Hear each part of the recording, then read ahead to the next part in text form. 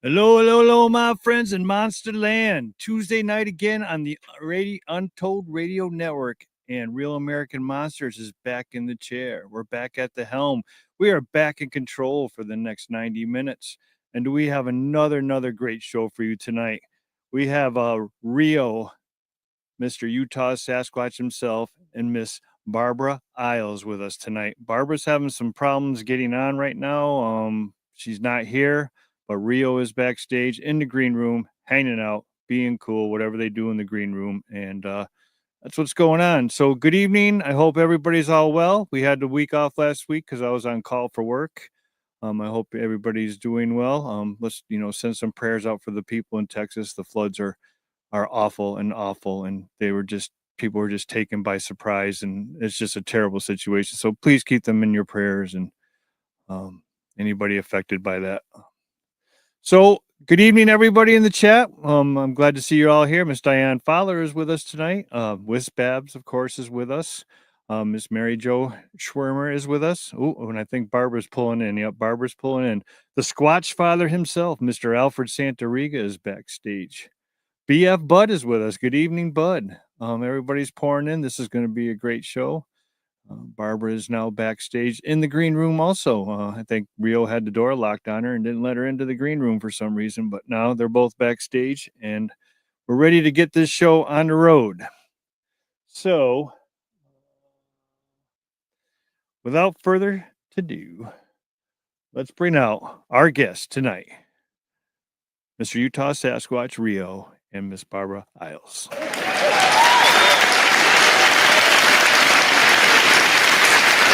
Hi. I can't hear you guys, and I'm trying to figure out what is going on, and I'm not seeing why I can't hear you. Okay, so is your mic muted? You can hear us? I can hear you now, and now I can hear you. All right. Okay. Well, that's great. Good evening, everybody. Hello. Hey, guys. How are you both doing? I'm a little frazzled, but I'm good. I'm here. How are you guys? I'm doing really good, dude. That was a great intro. I really like the intro to this show. Fucking 80s hardcore death metal right there. A little Hair Nation vibe going. Yeah, my friend Adam Colt did that for me. It was pretty cool. So nice, man. Cool. So we're here tonight. We've known each other for how long now? About going on 11 years now. We all started I think way back at the same time when everybody had there's 50 million YouTube channels and everybody was out in the forest looking around and wearing training wheels. Hey, when you guys think of me, what age comes to mind? Don't think about it. Just tell me. 30. Right off the bat. Oh, really? 30? Okay, Chris. What do you mean, your age or my age? Because when you think of me initially, just what's the first age that pops into your mind? That's how old you were when I met you, I believe. I think you were mid 20s was it would be 20s. I would think that I'm 40 years old. Yeah, I'm 40. I've known you 10 years. Yep. So we've been going for a long time. It's weird how fast time goes by. Holy cow! But yeah, that's been a decade. Yeah, I started my Bigfoot channel when I was in my late 20s. Right. Yeah, I'm turning 57 this year, so. Oh man. Yeah, that hurts in the morning. Believe me, it hurts, but it's all right. We age like wine. That's right. Sure. If you say so. So the name of the show tonight, it's not if, it's when it gets strange. And as we all know, the three of us, as we've progressed in this field, we've all started at a beginning point, and we all had our own ways of thinking of things. And now, as the years progress, things have gotten strange for us. Everybody's have gone their own path. Everybody's branched off in their own little thing. But at the beginning, let's start. We'll start with Rio first, and then we'll go to Barbara. Or no, let's go ladies first. We'll go to Barbara first. At the beginning, when you first started this 10 years ago, what were you thinking? First, all right. I was a little frazzled too because nobody was here at 2 of, and I'm like, where are my guests? Deep breath. Yeah, we're here. We're good. You're good. All right, so tell everybody just a little bit about yourself, and then after that, answer what you thought the Sasquatch were when you first started here. Are we going with me first? No, we're gonna go to Barbara first. Ladies first. Well, I'll just start with so many people our age that. Okay. I can't hear you, Chris. You got cut off. Anyway, I started out as a lot of people our age did, with the documentaries and the Patterson Gimlin film of our childhood, and the film that was released in theaters. Barb, you're breaking up bad. You might have to. Oh, there you are. Might Yeah. go in. You might have to jump out and jump back in again. Try that. Turn off your phone and turn it back on, and then jump back in. Yep. I'm on my laptop. Oh, you're on your laptop now? Maybe restart it. Yeah, I'm No, on my don't restart it. Just go. Oh God, are you serious? Just exit StreamYard and then come back again because you're breaking up pretty bad. All right, Rio, then you go first. All right, we'll bring Rio and then we'll bring you back. And I will be back. All right, Rio, Okay. you're Sorry, up. guys. It's okay. No problem. Okay, so I mean, my story is classic. I used to run scout camps in my late 20s, and every once in a while there'd be a scoutmaster that believed in Bigfoot. And at first I thought it was a fun story, and I was okay with it. But I've always tried to be a critical thinker, and I think it's important to be honest with kids. And I would get really mad when scoutmasters, grown adults, would be like, "Yeah, Bigfoot's real. There's an encounter that my friend had," da, da, da. And I would hear these stories. It would happen like a dozen times a summer, that adults would be telling kids around the campfire that Sasquatch was real. And I never took it. There was one time I remember wanting to grab a scoutmaster. I used to train scoutmasters for the Boy Scouts of America. I wanted to grab him, take him out into the forest at night, leave his troop around the fire. And I wanted to shake his shoulders and be like, "Stop telling kids that Sasquatch is real. That is so weird. You're a grown adult." In my mind, it was the most pitiful topic that an adult could believe in, even behind flat Earth. This is a very judgmental worldview that I had. It was like the worst thing. And at that same time in my life, I was dealing with addiction, and I was dealing with I was total loss of faith, and lots of change and craziness inside. Trying to run a business, I was under a lot of stress, and I just think it's in my case, it's like life chose that topic that I thought was so stupid, that I had so much judgments about. Life chose the most obnoxious topic that you could possibly think about to like spring on me and captivate me, and then I start to have experiences. So I was trying to tell my nephew that Sasquatch wasn't real, and then he said, "Well, you haven't even researched it, and here you are saying," and I was like, "Okay, all right, that's a good point." I started to research it, and then I realized that there was like 5,000 years of Native American, um, uh, not mythology, but like uh, lore and cultures and descriptions. There's over 500 words for Sasquatch among Native American cultures, and they took it just totally seriously.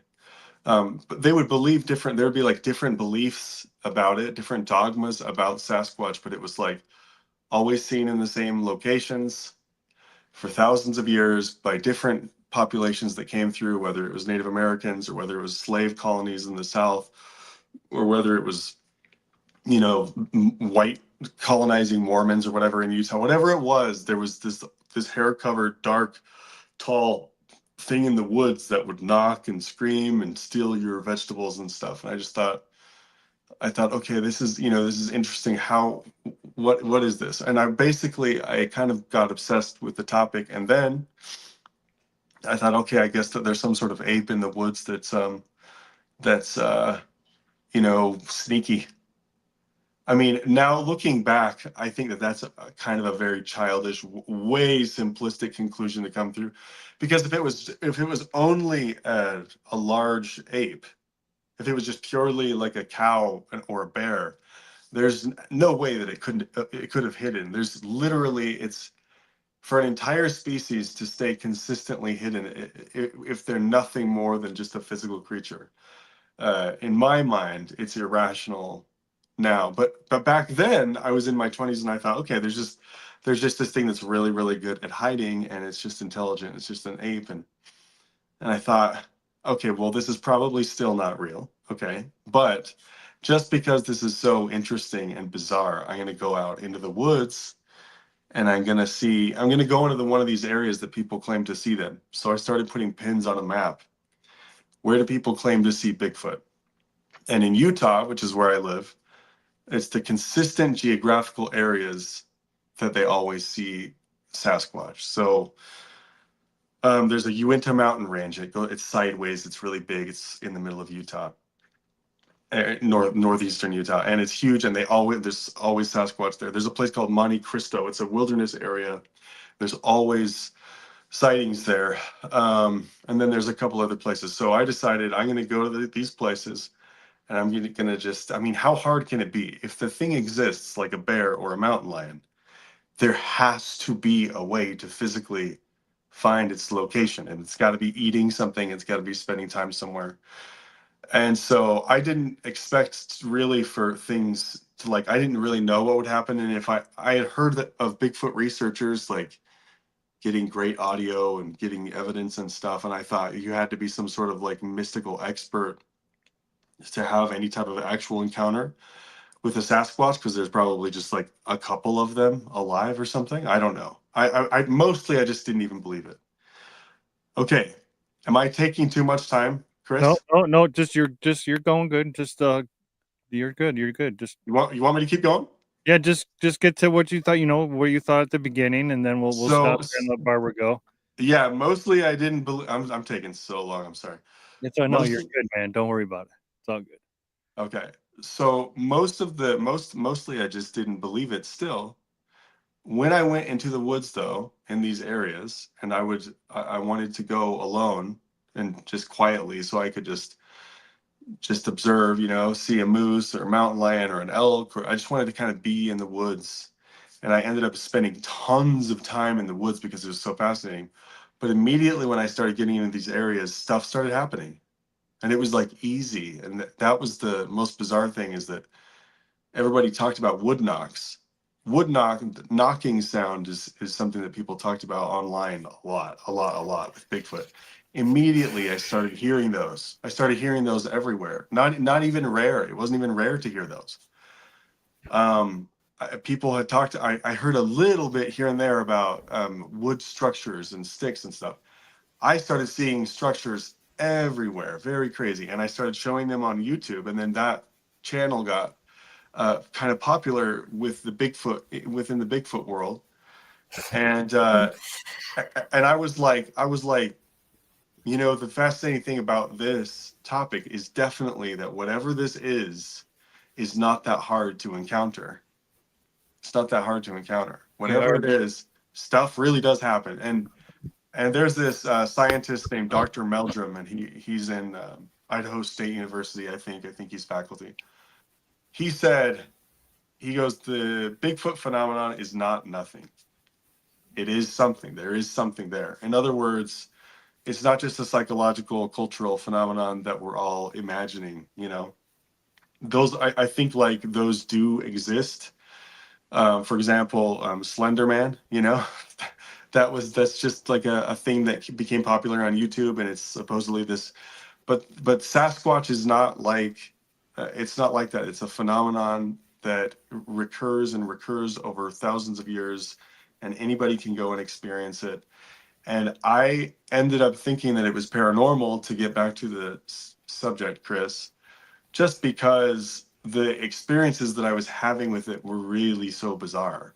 They started out like a creature hiding, and then it went to a whole array of strange things. All right, so let's stop there. We don't want to get too far ahead. Let's get Barbara in there, have her how she first got into it, and what how she got just like Rio, and we'll let you go next, Barbara. Go ahead. Well, my intro is a lot simpler and probably much less interesting than Rio's, but interestingly, I stumbled upon Monument Wallow when I was in Utah searching exit videos for kids that had been at a wilderness camp in Utah because my son was there. And watching these videos, a Utah Sasquatch video popped up after one of the videos that I watched. And I thought, well, that looks interesting. And I watched it and was enthralled on the edge of my seat. And I'm sure a lot of your audience, if not all of your audience, is familiar with it. And I couldn't wait to get home and show a few of my friends because I had never seen anything like it. And at that point in time, I had been an admin in another YouTube researchers Facebook group. And I didn't know at the time that he and Rio were friends. And he and I had gotten to be friends. And he filled me in on what was going on because once I got home and popped open my laptop to show a couple of friends this Monument Wallow video, it was gone.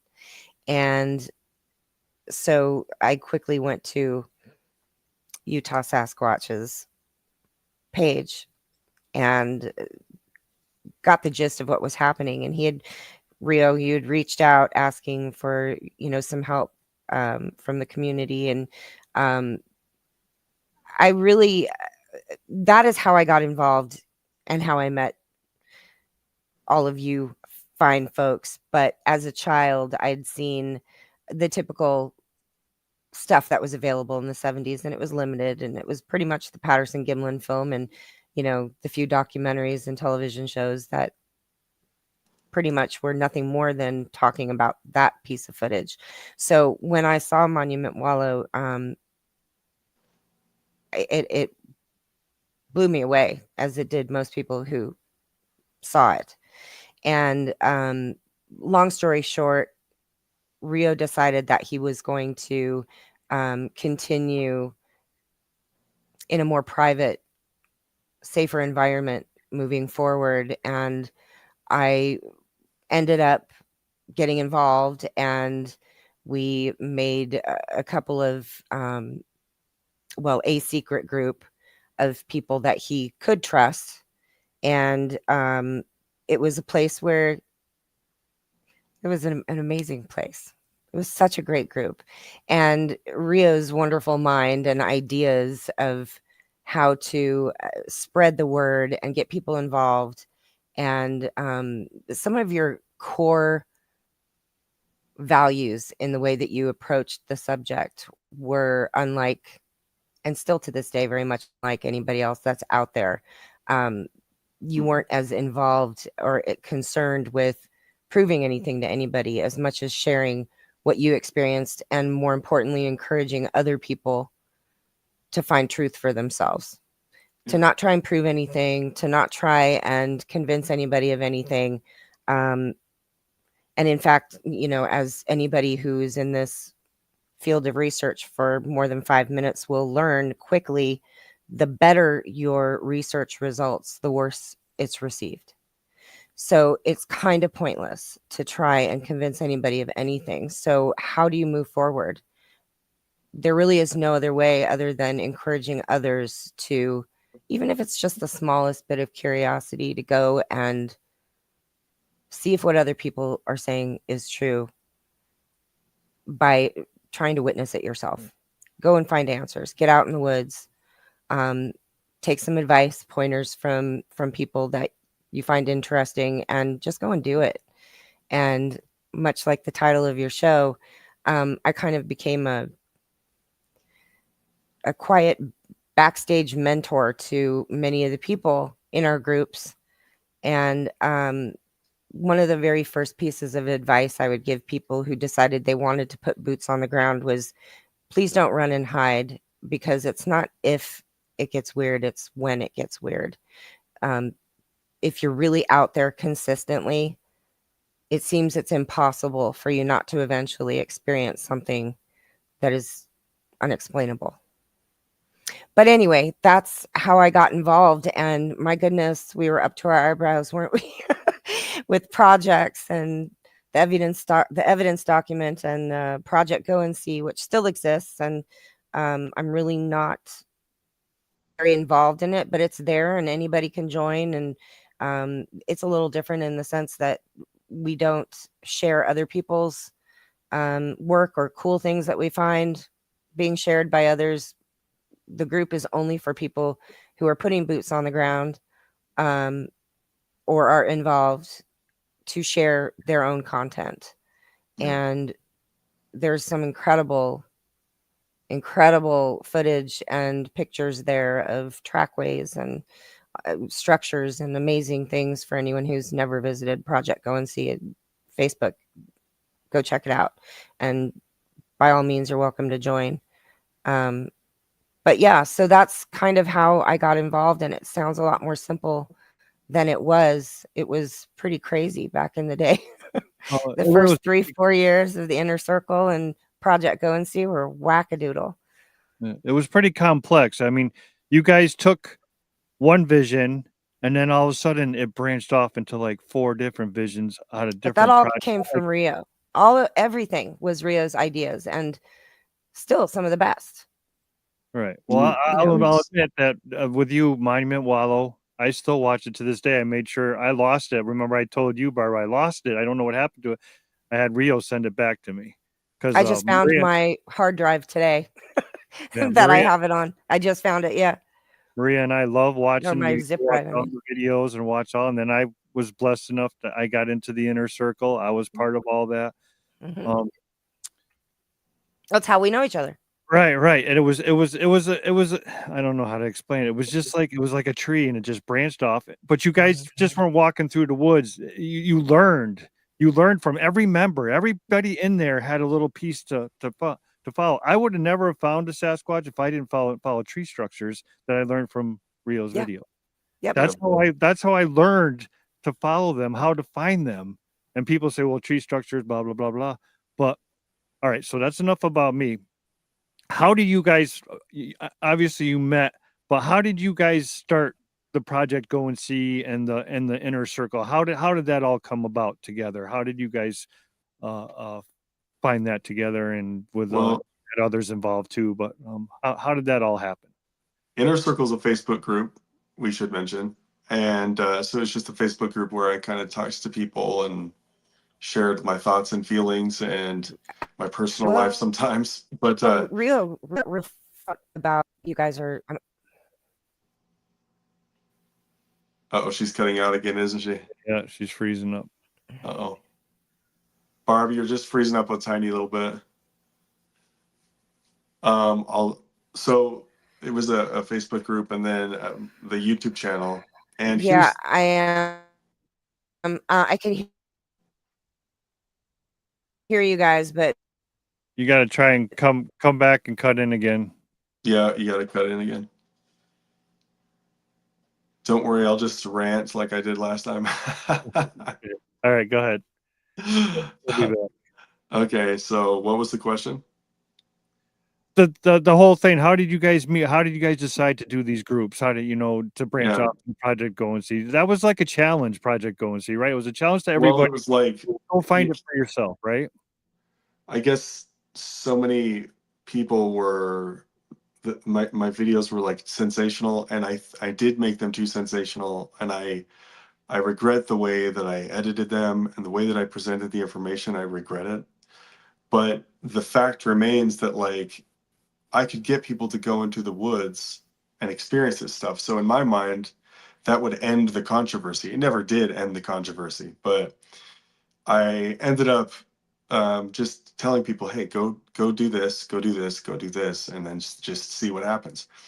And lots of people would start hearing wood knocks and, start to get whoops and screams and start to get stuff thrown at them.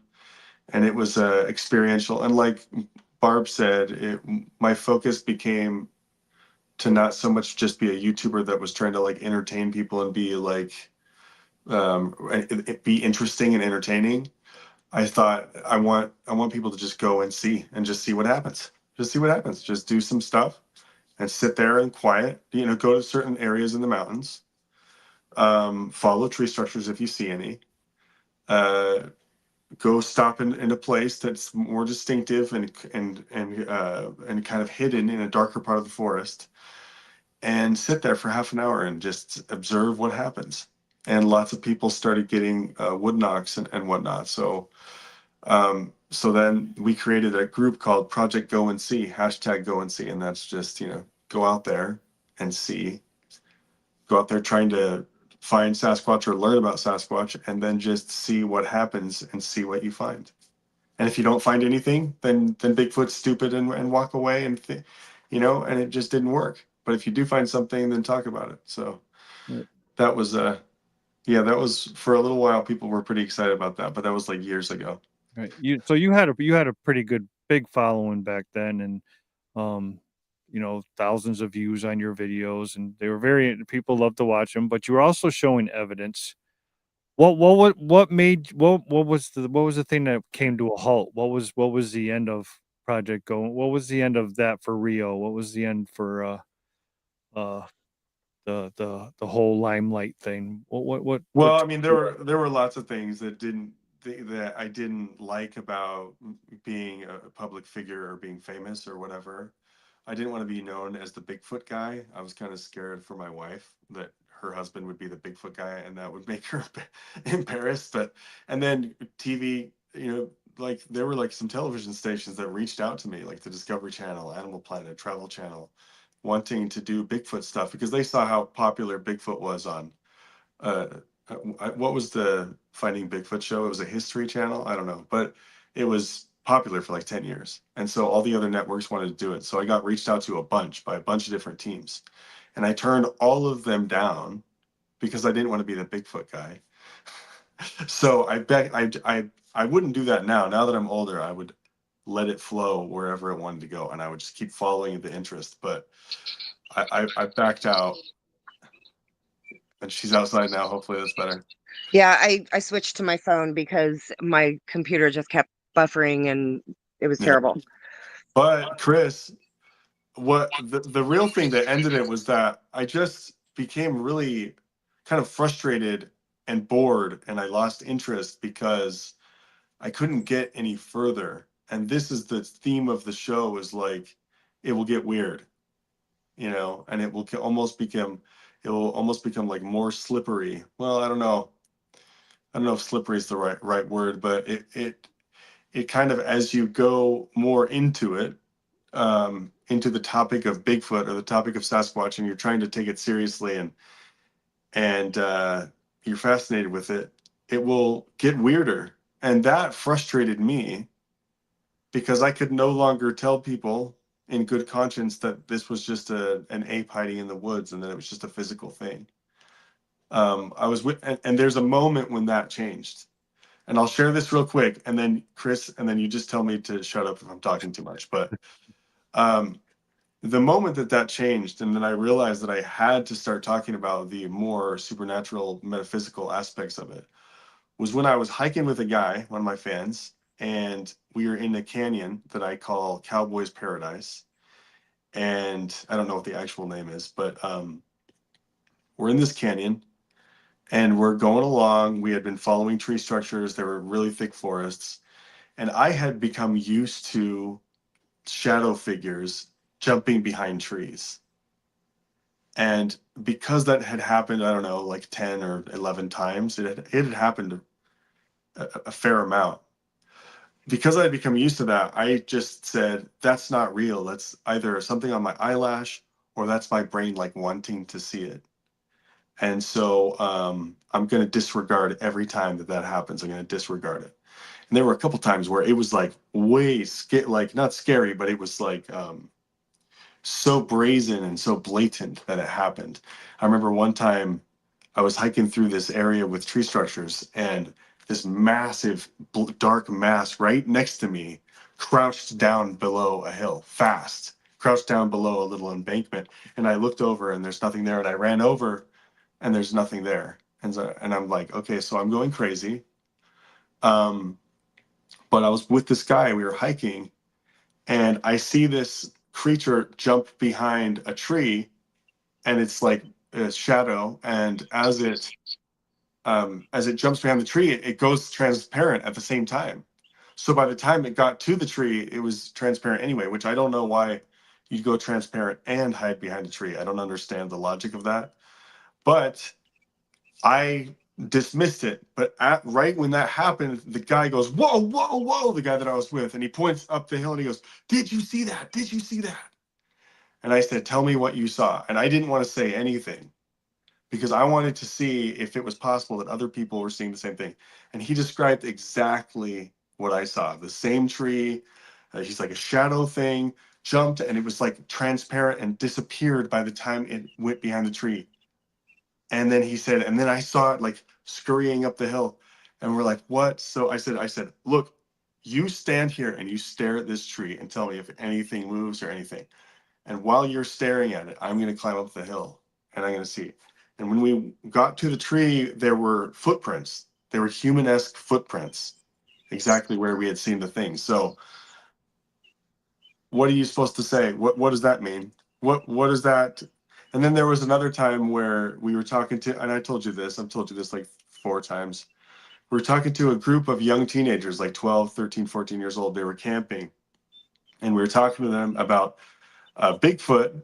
And we weren't trying to scare them. We were not trying to scare them. We were just trying to entertain them. And, it was just fun.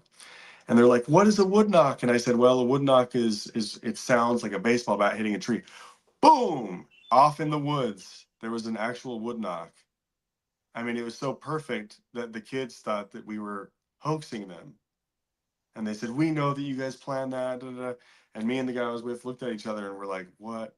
So there's ultra intelligent behavior that's happening.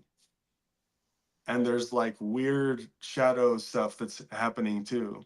All right. Yeah, my wife will no longer go in the forest for 7 years now, due to having something follow us the whole day. And then when I got home, I showed her on video. There's something that crossed the trail, jumped behind a rock. It was a shadow figure, and she will no longer has been in the woods ever since.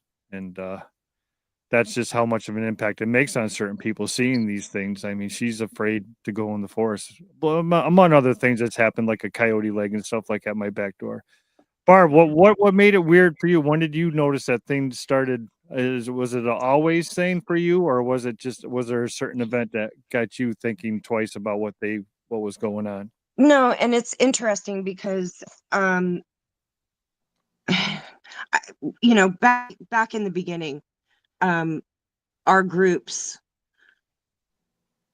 were not so much buying into the woo, and it's unfortunate because I think we dismissed a lot of important information from people that, you know, we still had our training wheels on.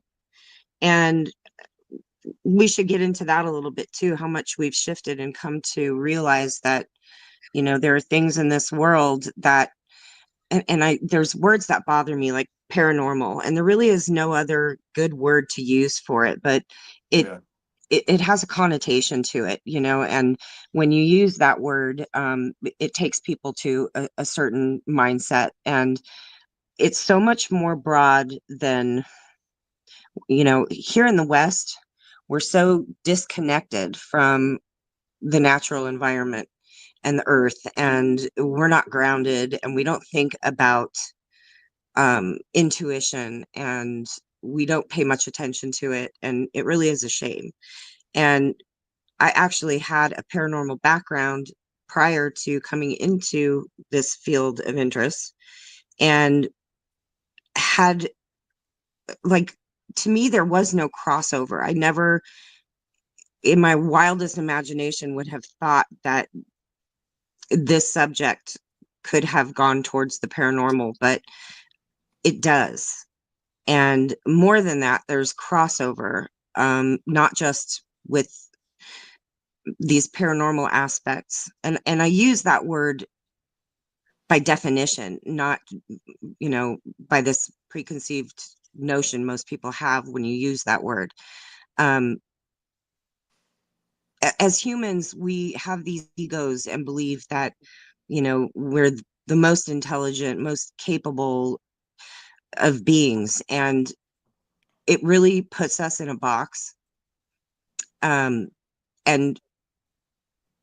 especially in Western cultures, there is really no connection other than religion to, I don't even want to use the word spirituality, because it's more than that. It's just being connected to nature.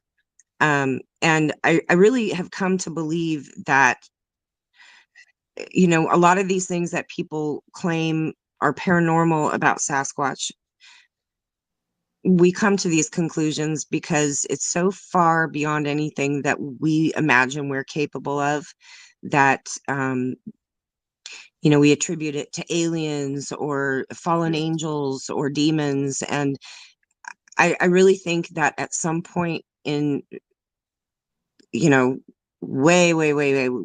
pareidolia, for instance, the only reason pareidolia is a problem in this subject is because it's an innate thing that we have as human beings. And once upon a time, in order to survive, we had to be able to see faces pretty much anywhere, to throw that red flag up so that we didn't get eaten by something. And it's why we see faces in clouds and in trees and in leaves and in, whipped cream and anything, burnt toast. It's the reason it's there. At one point, if we, if our brain wasn't wired that way, we had a much less chance of surviving. But I also believe that there are innate parts, to us, our brains. We know that we use such a small percentage of it. And science has shown that people who are quote unquote psychic tap into different portions of the brain that the general population, just isn't firing. And I really think that everybody is capable of these things that we perceive as paranormal, where psychic intuition and all of that is concerned. I just think it's something we don't rely on anymore because we don't need it to survive anymore. And I think that certain people, their brains, those portions of their brains are more active. And what I have come to believe is triggering those parts of our brain starts with something as simple as believing that that's possible. If you don't believe that it's possible that your brain can be exercised in ways you've never used it before, you're never going to even attempt to think that way or to experiment. And what I've come to learn is, and Chris, you can share what you and I talked about years ago, which I think, because you did grab onto it and run with it, changed your path in this. It really is as simple as believing that some of this stuff is not paranormal and that it is possible, and it can be triggered, and in time it can be exercised and called upon and controlled a little bit. Look, even the most seasoned, best, most respected, incredible psychics in the world don't have full control over it. They just don't. It's very sketchy and broken, and the control is minimal. But it's something that they practice and that they're aware of and that they pay attention to. And listening to your gut instincts and your intuition and all that, we write that off all the time. And Barb, let me talk about that a little bit, because you brought up being psychic. Finish your sentence, and then I want to talk about that too. Yeah. I was pretty much done. I just believe that everybody is capable of things that we find and have categorized as paranormal.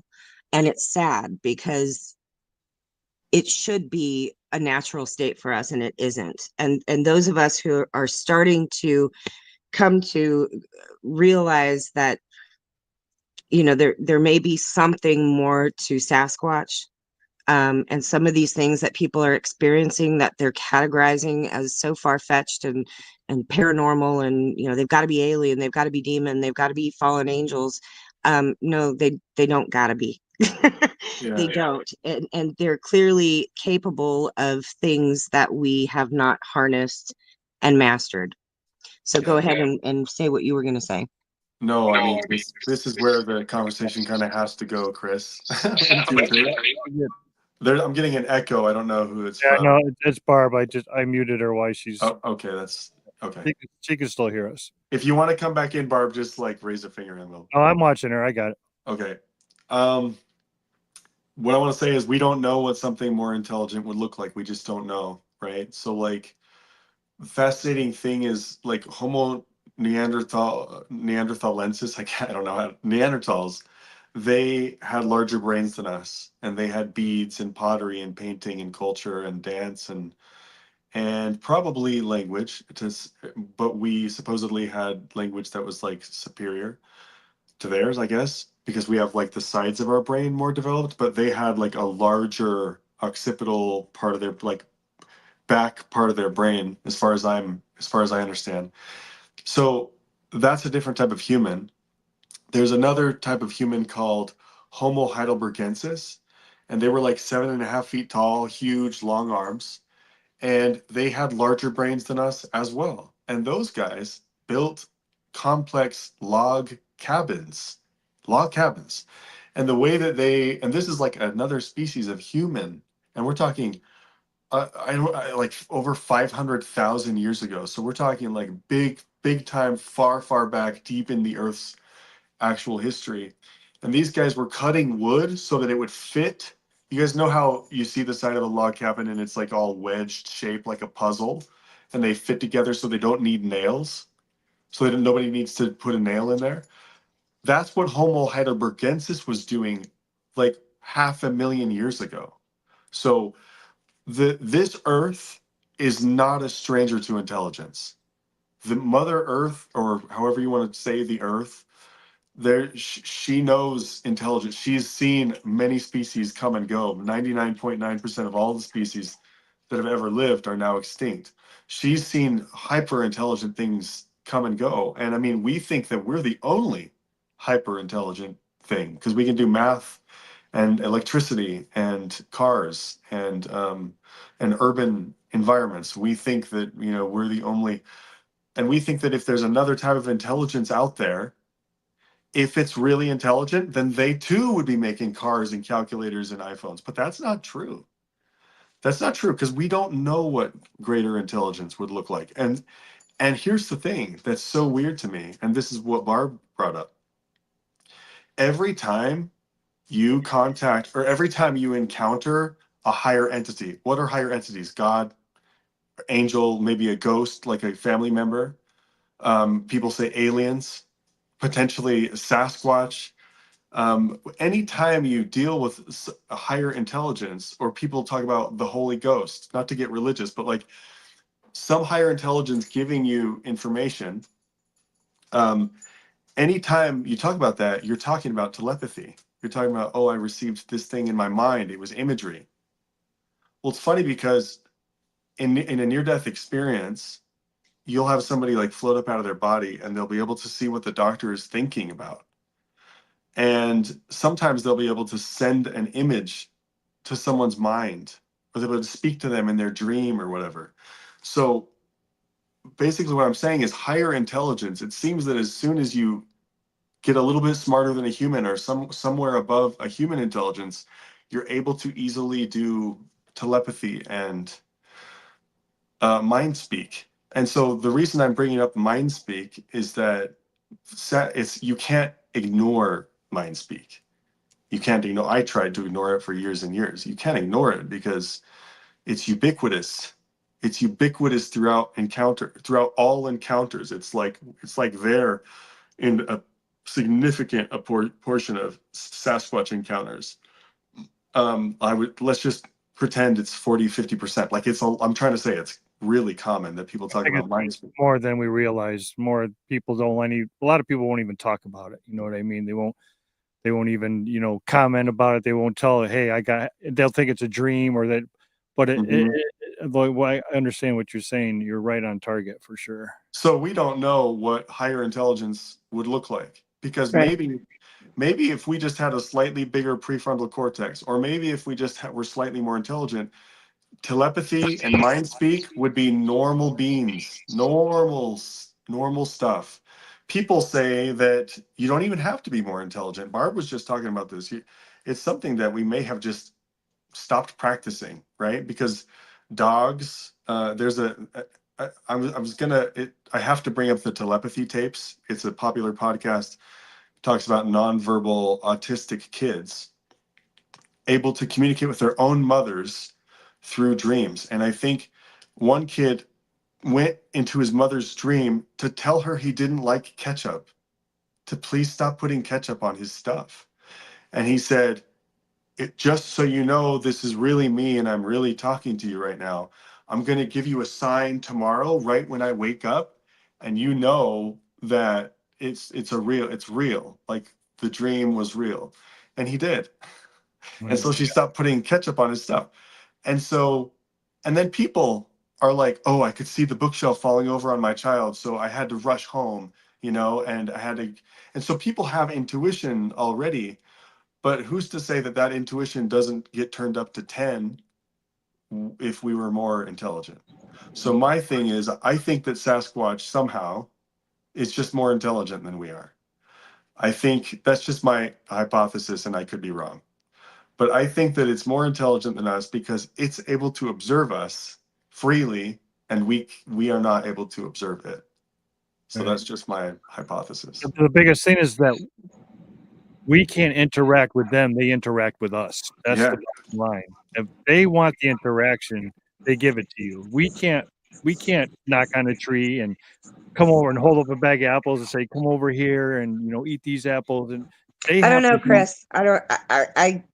I can argue that because Okay. I do speak with more than one person who can request things from them, and they're able to respond in kind. Right, but they're still giving If it they're willing, if probably. they're willing. If they're not Right. willing, you won't give it. That's what I'm saying. The True. Sasquatch is more, they're in control. We're not in control Right. of the interaction is what I'm trying to point out. But yeah, no, I've traded with them for 6 years and got some amazing stuff. I even asked them questions. I mean, I don't want to get it No, sound I'm talking mind speak. right. That's what I'm talking. Yeah.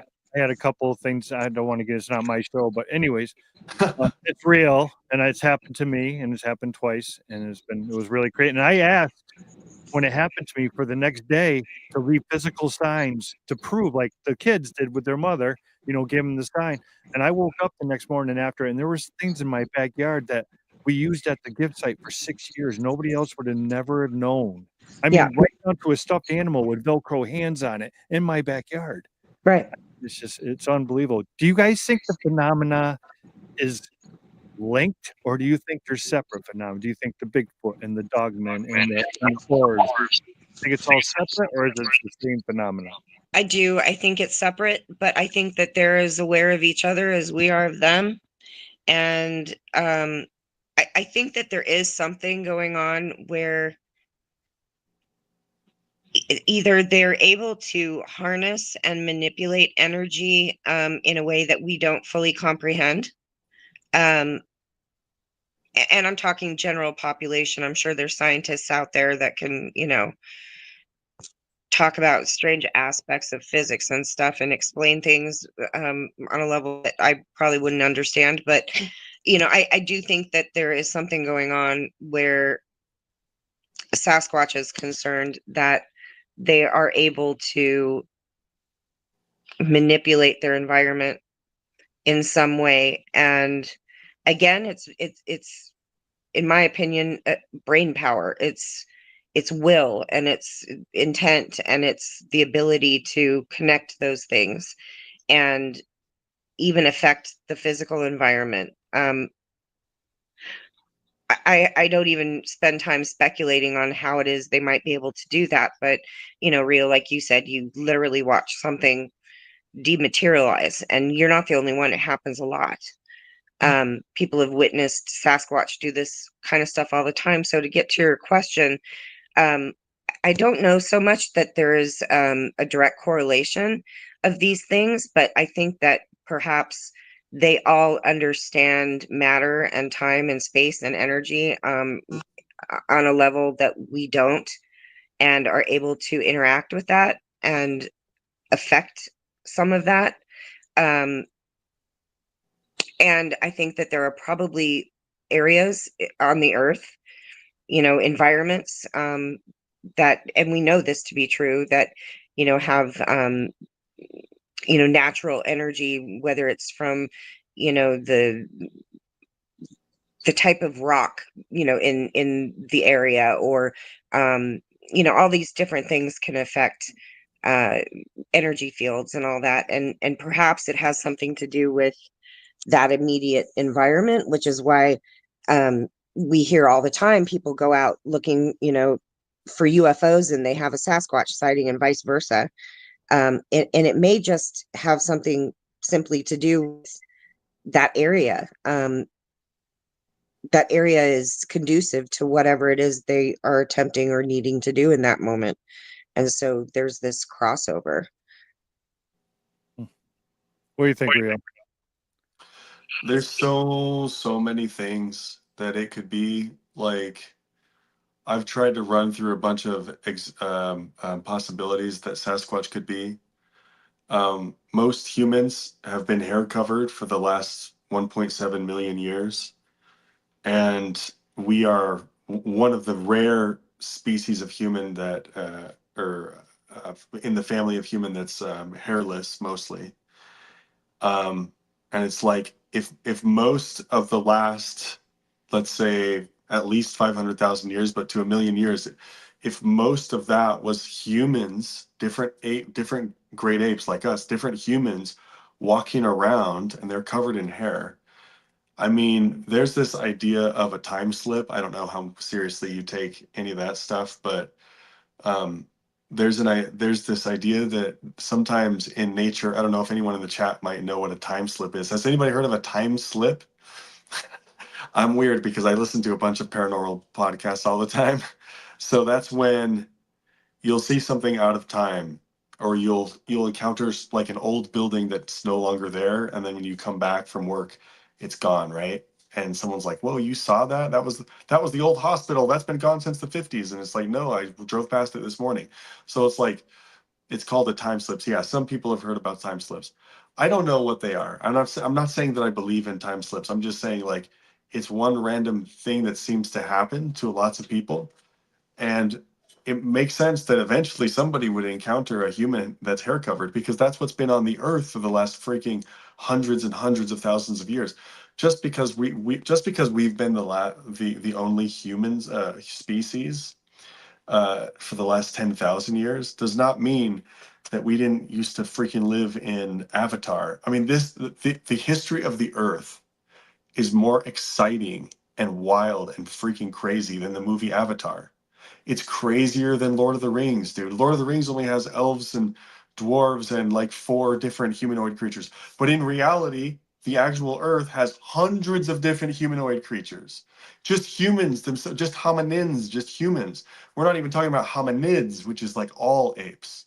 I mean, this stuff got so freaking wild. Like, there were all sorts of weird looking human things walking around this Earth for hundreds of thousands of years. So what is Sasquatch? Maybe it's some sort of weird time slip. Maybe it's the ghosts of these creatures. Maybe it's these creatures astral projecting into the future, that which would be something totally different.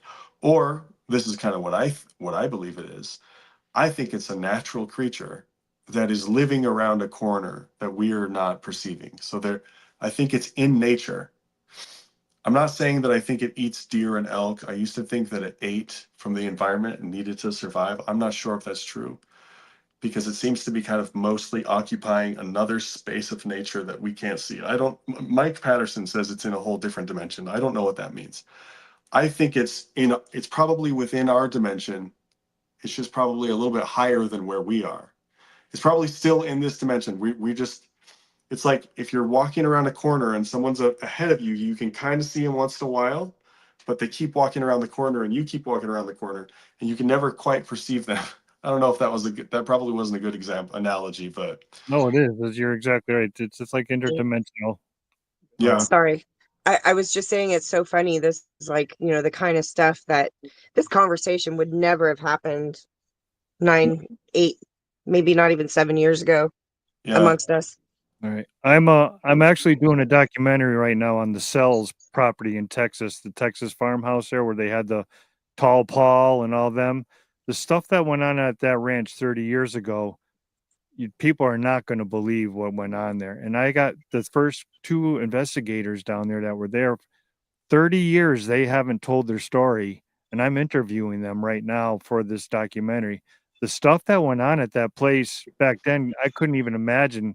In the early 90s, them coming out and telling people, they must have been tarred and feathered when Yeah. they told them, but they're only coming out with now because they think it's more accepted and people will understand their story, and they just kept it to themselves. One of them, his name is Buddy.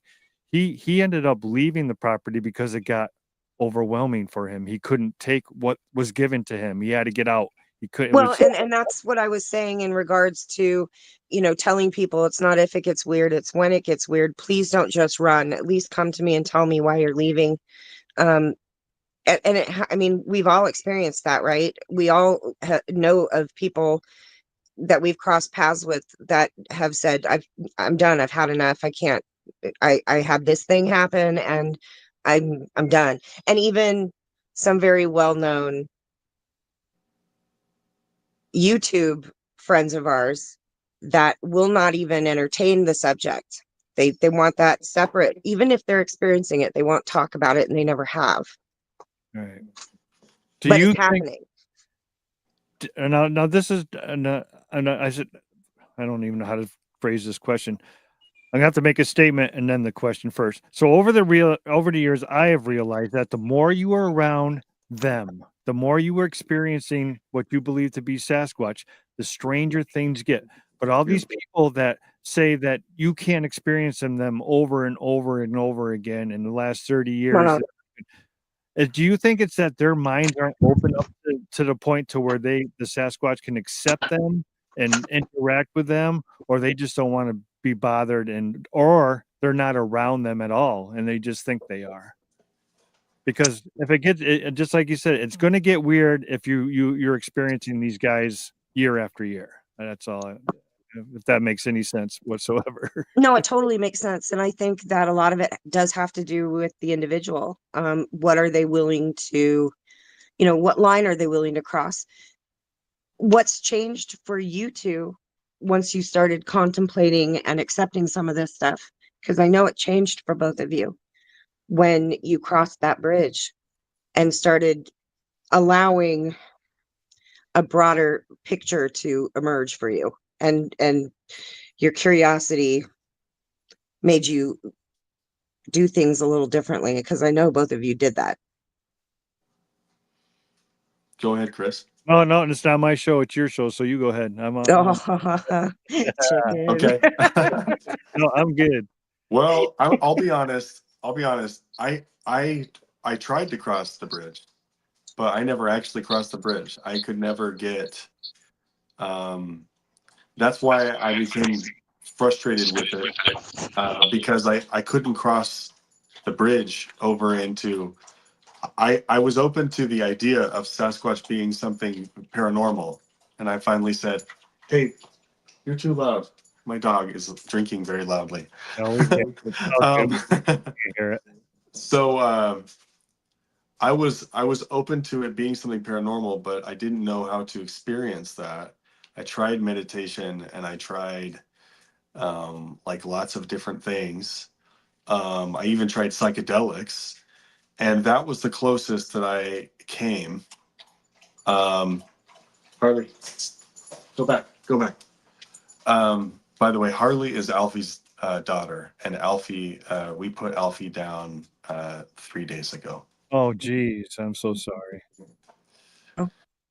Yeah, that was rough. That was pretty rough. But we took him up to his favorite spot in the woods, which is Monument Wallow area, and we let him run around and swim in his favorite pond and everything. And he couldn't run around; he just hobbled. He died at 14 years old. But we put him down, and that was tough. So he is survived by his daughter, who That's is awesome. Harley, and she's a rascal. And Alfie, in his old age, his girlfriend, the mother of Harley, is my other dog. She's a Labradoodle. So I have two girls. Anyway, that was a tangent. What was I talking about? I We don't know. were discussing the bridge and crossing that and having Yeah. experiences that. Well, I was just frustrated because, like I told you guys, I complained about this. Like I feel like all I could get was wood knocks and stuff thrown at me, the occasional sighting. But sightings themselves are almost always very fleeting, and like even right after you've had a sighting, you're like not satisfied. You're like, what? Right. I need more. Like, please. And it's kind of I've been finding out that it's the same in the ghost hunting community. It's the same in any paranormal type situation. You're going to want more. But yeah, I never learned how to. I mean, Chris is good at meditation. Chris is really good. I wish that I had your gift, Chris, to just kind of drop into that different space of consciousness and kind of allow things to flow in, and you get all sorts of downloads when you're in a good space. I can get into I can get into a headspace like that if I'm exercising really intensely. Sometimes the endorphins are so much that they send me into this almost clairvoyant type space. It's hard to describe. Breath work and spinal work, like Kundalini meditation.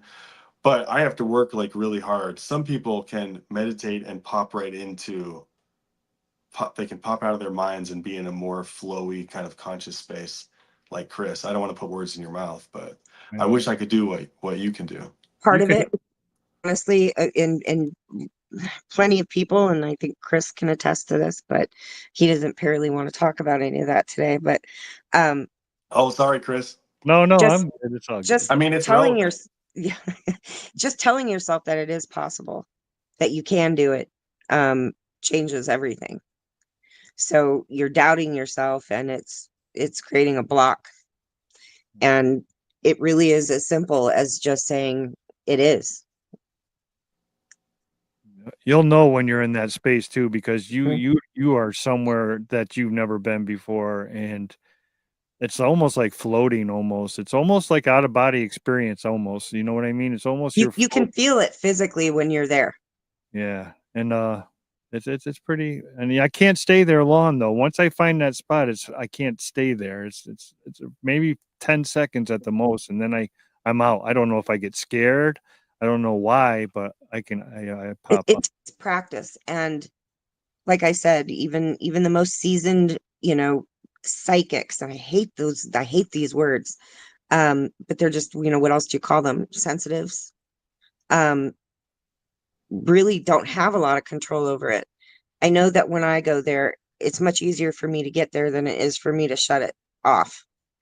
And it can be intrusive for a couple of days. And it's just kind of a level of anxiety that just holds steady until finally it just drops off and you realize, you feel normal again. But really, Rio, honestly, and anybody listening, all it takes is for you to say, I can do this. Like this can happen. I can do this. And then you just need to start paying attention to the subtle things that most people ignore 1,000 times a day. Focus is major. Absolutely. And noticing it, but none of that is possible if you don't give it any credence. If you don't even believe it's possible, if you think you can't do it, then you're not going to, because you're not going to be looking for it. You're not going to be at that heightened state where, that amount of sensitivity that's required to even take note, and then to actually pause and contemplate what it is you think you just noticed. And just kind of live in that zone for a second while you're feeling what you're feeling. Most people just dismiss it. Absolutely.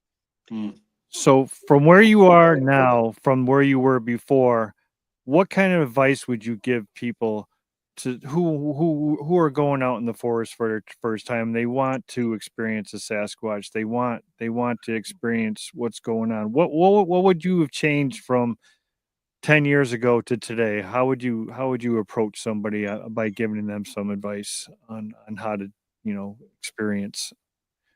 Are you talking to me? You can either one at a time. Go Okay, ahead, Rio. I'll go first. So I think that if somebody wants to experience a Sasquatch, it's easy. I think it's easy. I mean, if you want to experience a ghost, then go to a haunted house that's genuinely haunted, right? I guess it's hard to find a house that's genuinely haunted, but I don't have a lot of ghost experience, but I would imagine that if you go to a genuinely haunted place, you're going to experience ghosts. So I think that you should go on the BFRO, see where sightings have been in your area.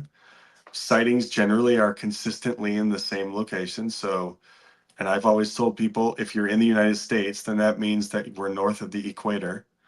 And for whatever reason, the north by northeast sides of hills are generally more wooded and wet, and especially when there's a waterway, and it's a robust ecosystem with elk and black bear and mountain lions. If you have a robust ecosystem, lots of waterways, lots of thick forest, you're gonna start getting like sightings. And so go into these areas, get off the trail, and if you happen to come across any tree structures or strange anomalous, is that a word? I don't know. Structures in the woods, stick stuff, follow it until you get to an area with lots more structures, and then sit there and just camp out there. Don't start a fire, just sit there. Maybe sit there in a mosquito net so you don't get eaten alive, and sit there for 2 hours and just zone out and just chill and see what happens. And I think that if you only do that, regardless of what you believe, I think that eventually you'll probably start hearing wood knocks and start getting encounters. The frustrating thing for me is that's all fine and good, but I want more than that. And so I can't describe how to get further than that. But if you want basic Bigfoot encounters and you want some mind blowing stuff, then that's what you do. Barbara? Yeah, I think that's great advice. And I also think it's important to say that if you're going to do any of those things, let somebody know where you're going before you do it, and have protection with you, whether it's a sidearm or bear spray or an air horn or all of the above. Just, a weird thing happens in this community of people. They go out with nothing but Bigfoot on the brain and think that the whole forest disappears because they're just looking for Bigfoot. But, the truth is there are dangers out there regardless of where you're there. So, especially if you're by yourself, um, make sure that people know where you're going and that you have protection. And always look at the weather before you go out. But my number one piece of advice is just go out. Just do it. Like you say, Chris, get in the woods. Just go and be and experience it, and just kind of clear your mind and pay attention to what's around you. And I'm not talking about the wildlife in this moment. I'm referring more to the foliage. How many times, Rio, did we have hunters say those structures, aren't, you can't find those ever. I've never ever seen that kind of stuff before. And then we give them little pointers, and there definitely are things that help with noticing and finding things. There's pointers that we have given people for years. Yep. Pay attention to that row of what seem to be dead bushes. Go look at them. Were they displaced? Have they been uprooted and brought from somewhere else? Tree liens and toppled trees, did they fall where they grew, is the root ball, is there a hole, is there a divot in the ground where the root ball pulled out? Is it a different kind of tree than the other trees that it's leaning against? Start paying attention to these kinds of things, because once you start noticing this stuff, it could be an indication that they have been present. And if they have been present, there's a very good chance they are present. And it's exciting when people say things, and so many people that decided to put boots on the ground through Project Go and See would come to me and say, I can't believe that I was standing where they had been. And I always respond with something along the lines of, you mean where they are? Mm. I don't think it's hard to find sign. And once you are convinced that you have found sign of their presence, start paying attention to everything. Listen carefully to the sounds that you're hearing. And how many, even when we were in Monument Wallow, Rio, you heard tree knocks, and nobody was shutting up long enough for half of us to catch this stuff. And Rio was out there amongst us all, with an ear to what he knew to expect. And there were people that were so excited to be there that they just wouldn't shut up. And they were missing things. And we are so detached from the natural environment that surrounds all of us that even hiking, I love the outdoors. I love to fish and hike and camp and hunt. And people do these things so robotically that they aren't absorbing where they're at all. They're not. They're focused on, the buck, the deer, the signs of the deer. They're looking for tracks, and they aren't paying attention to what's going on in the trees right next to them. And Do you remember? It's not hard to find them. You just need to understand what you're looking at. Do you remember when we were in Wildman Park and we were all we were like looking at a tree that had been recently stripped smooth, and it was actually still like moist and glistening. It had just been stripped, the whole tree. It was really weird. Yeah. And we're all around it and looking at it with our flashlights, and we had been like following structures, and something in a field started making a bunch of noise. Can you remember that? It was like off in a field, and it was like walking with us through. It kept making noise, and it wasn't even standing in trees, and it was Yep. like breaking, stomping, knocking sounds coming from the middle of the field. It was so weird. Yeah. There's so many strange things that I could talk about when it comes to like behavior that Mhm. so well, something that Christopher Noel said to me is that he met with a psychic that claimed to be able to talk to Bigfoot, Mhm. and he was very skeptical. He's like, no, this lady is not true. But he's like me. He's like weird and curious, and he just wants to.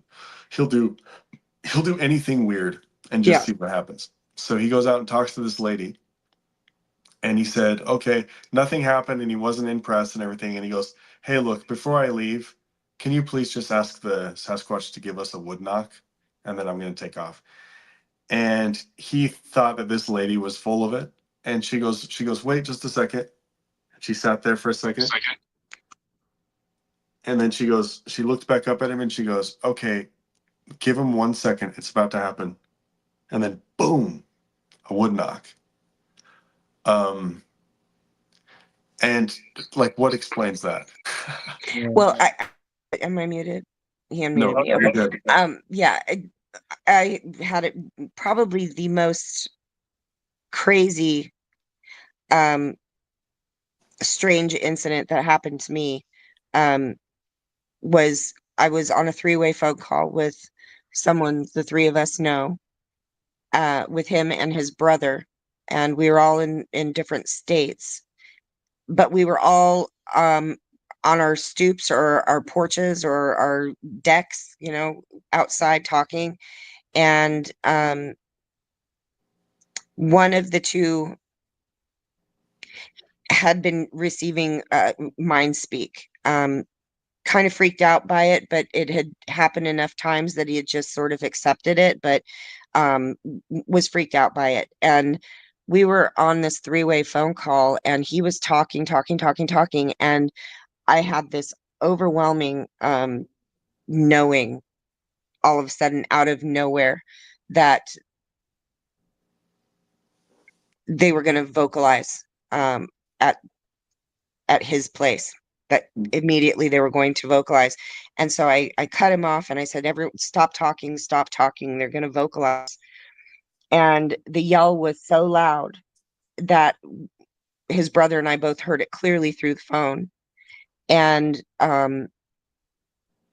it freaked me out. My adrenaline was pumping because I just knew. And it wasn't like I heard anything. It was just all of a sudden I just had a knowing they're going to vocalize. And they did. Very large, I'm assuming male. It was loud. And when we got off the phone, apparently I hung up and the two of them were still talking. And the forest exploded on the edge of his property. Multiple. And it freaked them out so bad that the brother that I was really close to didn't speak to me for 5 months. It scared him so much. He was so freaked out by my knowing that they were going to vocalize, and then the way they flipped out when I left the phone call. They didn't speak to me for 5 months. Wow.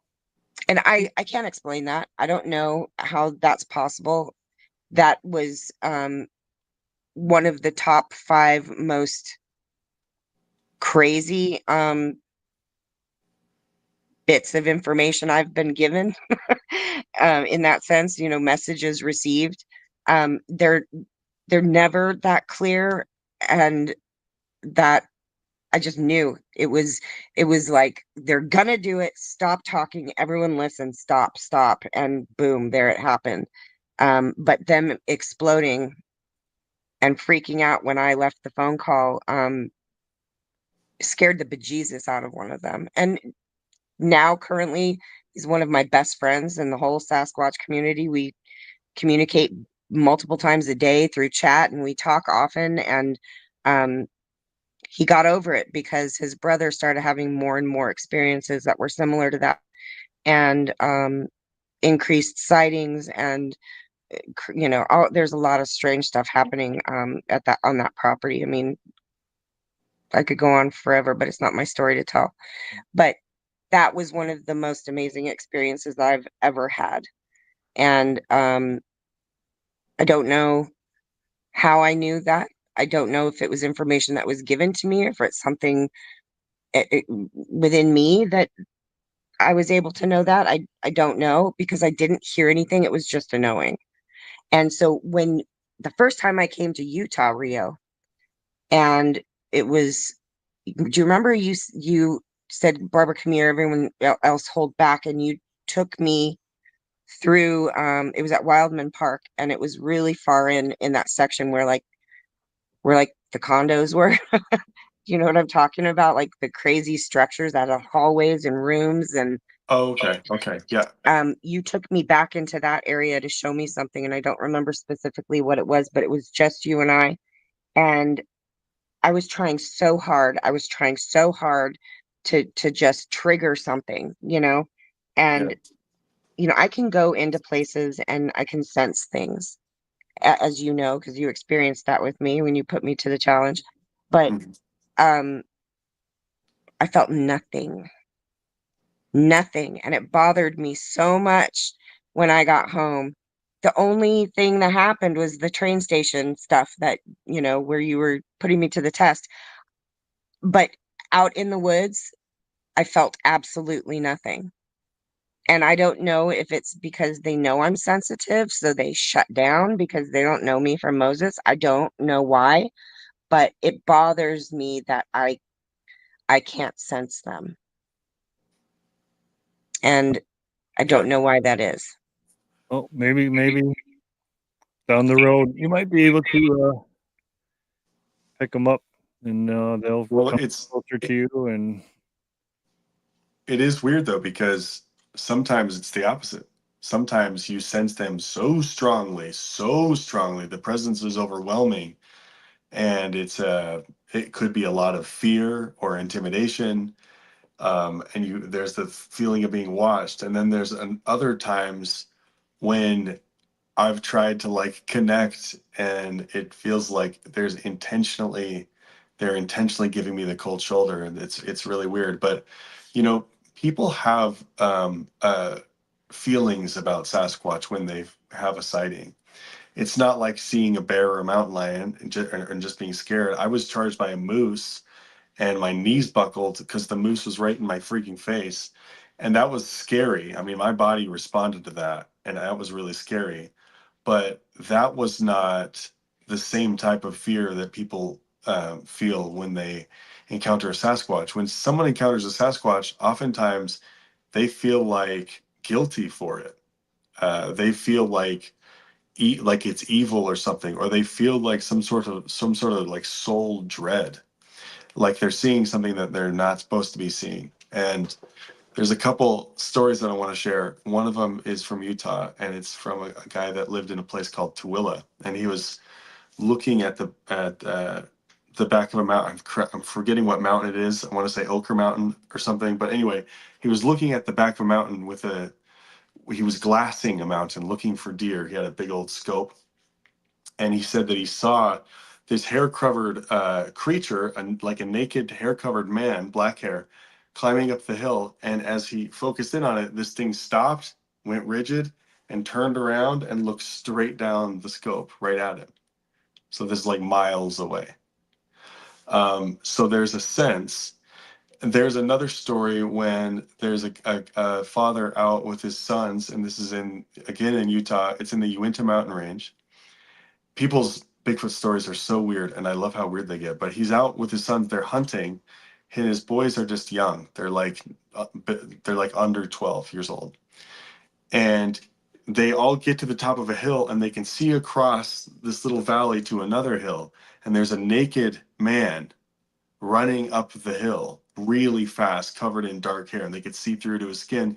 They could see that he was naked, and the father immediately felt really wrong about it, and he told his boys to look away. He said, look away, don't look at this. And then they never wanted to talk about it. The other thing is, people don't oftentimes when there's like an encounter that you have with your friends or your family, like, you don't want to talk about it. There's something about it that's almost like shameful. People are the same way with ghosts. They're the same way with aliens, like alien encounters, abduction stories. People will feel shameful for it. And then near-death experiences as well. People will go decades and decades not knowing what to say or how to interpret some crazy experience that they had.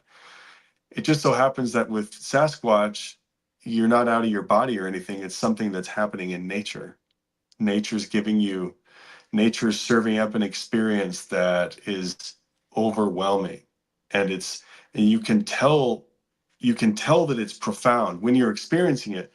There's something about it that your soul recognizes.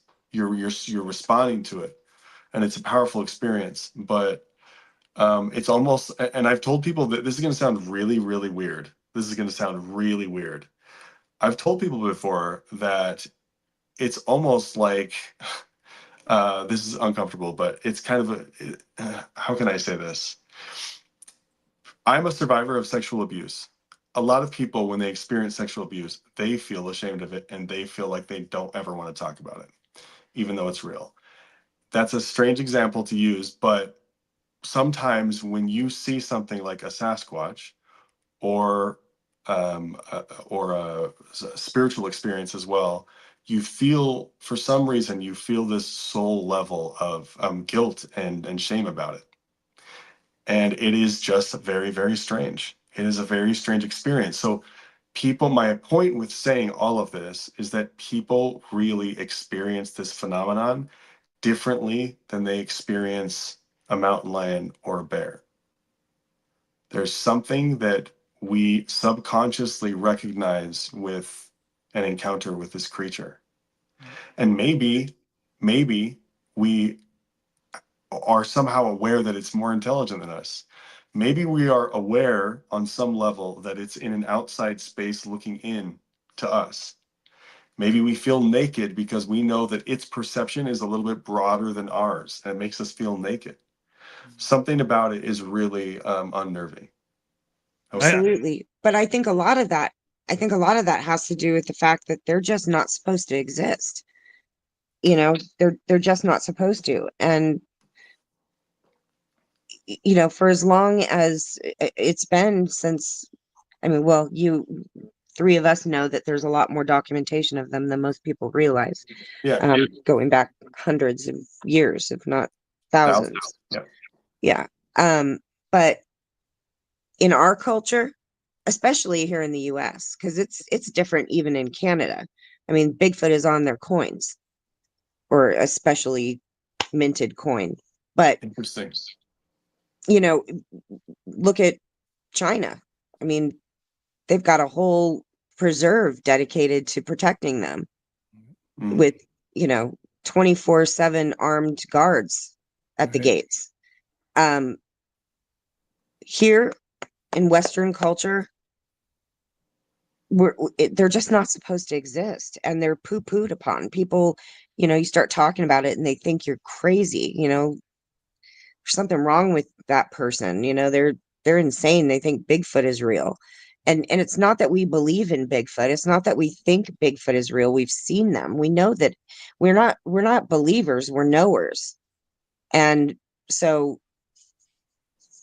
but even at the same time, it's difficult. And I think our skin is thicker than it was when we all first met, for sure. And that's a process too. And that is a tough road. Yeah, it's got to be, because it's got to be. It's just that, leave it at that. And that's it, really. That's what makes you or breaks you ultimately in this. If you're going to be public about it, you need to not care, because it doesn't matter who doesn't believe it. It doesn't change the truth, doesn't change the reality, but there still is. And, you know, I think anytime any of us start discussing this with someone we've never discussed it with before, and who doesn't have a clue that, you know, we're as immersed in this as we are, you learn quickly how to read people, you know, and really how far you go with what you were going to say depends entirely on the body language of the person you're feeding it to. That's right. But you know, you find your tribe, right? Right. And really, the reason I agree to do this so far and few between is because I'm not afraid anymore. I don't care who knows this. I posted it on my personal page, the link to the show tonight. And you know, that comes with age anyway. But I think we here in this field of interest have a much more thick skin than the average person, especially where Bigfoot is concerned, because you cannot seriously pursue this without sharing and discussing, and the excitement when something happens, you can't hold it back. And even then, Rio, even you know, even then, I think you're right, we all have that moment where, you know, those moments where you read the room, and that shame, that protection kicks in, and you're like, okay, I can't talk about this. Yeah. And so you don't. But you know, but here we are, and anybody will have access to this anywhere in the world. my digital footprint is effed too. It's freaking gone. My digital footprint is freaking gone. So I just let myself talk about paranormal stuff still. I don't care. I gotta go in about 10 minutes, Chris. Well, no, I hate to tell you, but we got to cut it because I got another show that comes on after me, and we had a late start. But we are going to do this again because this conversation is good, and it's gotten really good as it's gone along. The vibration and frequency thing, I think, has a lot to do with the way we feel and what they're projecting. Like that guy's looking through that scope so far away. I think that vibration and frequency, that's what he's getting hit back with. You know, it's bouncing at him, and that's we do it too. Yeah, we do it too. Right. Yeah. Humans do that stuff, and Sasquatch just does it better, right? Right. Absolutely. They haven't forgotten.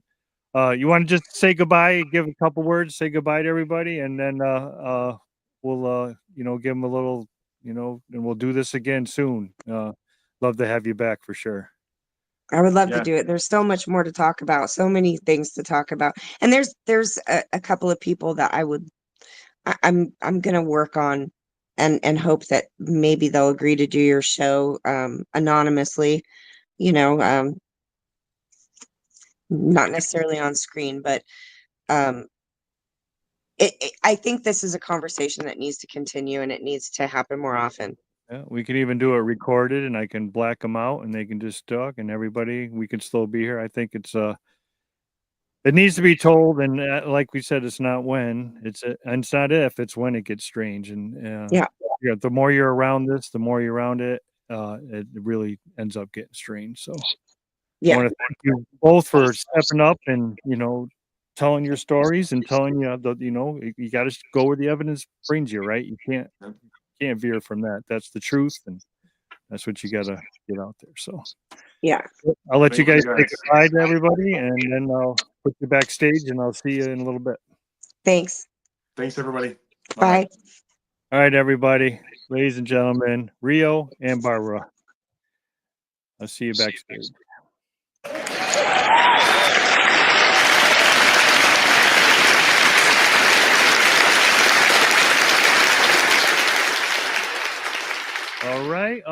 All right. What a show. The conversation got really, really good there. I'm sorry that we have to end it, but there's another show after mine, and I think I went into it the last time we were on.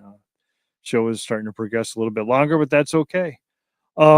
Next week, I have Hoyt Velarde on the program. He is a tribal elder from the Apache tribe in New Mexico, and he's coming on to do his first podcast and talk about skinwalkers, Bigfoot, and UFOs on the reservation. He's the go-to guy out there, and we're looking really forward to it. And I will be giving away Frank Santoriga's book finally next week. I keep forgetting I was going to do it again this week, but we had some technical problems. And so next week I will be drawing for Frank's book. So if you want to get on that this week, you can just say, comment truth and like the video, put truth in the comment section, and I'll enter you to win the book next week. So don't miss next week, because next week's going to be a good one, just like tonight. Tonight was a real good one. So, are you brave enough to face your fears? Because in America, monsters are real.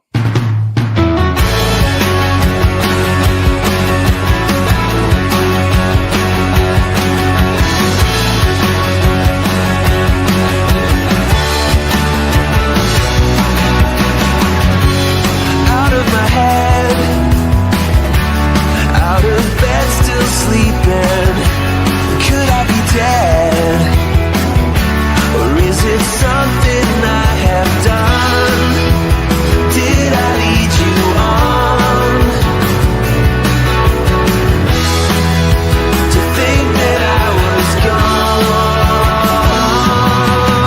Trapped inside a fake reality. Better days will never come for me. How can I be honest with myself when I'm always blaming someone else? Once in a while, I get tired of talking. I put on a smile and let my alter ego out wherever I will go. The stains will always show.